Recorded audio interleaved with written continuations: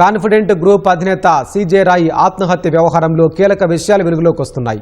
ఈ కేసులో తాజాగా 9 పేజీల సూసైడ్ నోట్ను పోలీసులు స్వాధీనం చేసుకున్నారు. ఐటీ సోదాలు జరుగుతుండగానే రాయ్ ఈ లేఖ రాసినట్లు వార్తలు వస్తున్నాయి. ఆ 9 పేజీల సూసైడ్ నోట్లో వ్యక్తిగత విషయాలు, ఆర్థిక వ్యాపార లావాదేవీల గురించి సీజే రాయ్ వివరంగా ప్రస్తావించినట్లు తెలుస్తోంది. రాయ్ ఆత్మహత్య ఘటనను విచారించేందుకు ఏర్పాటైన సిట్ ఈ నోట్ను పరిశీలిస్తోంది. అందులో ఆయన తన కుటుంబానికి క్షమాపణలు చెప్పారు. వ్యక్తిగత, వృత్తిగత అంశాలపై కుటుంబానికి సవివరంగా సూచనలు చేశారు. తనకు బాకీ పడిన వారి వివరాలు, తన మరణం తర్వాత వ్యాపారాన్ని నిర్వహించే వారసుల పేర్లు ప్రస్తావించారు.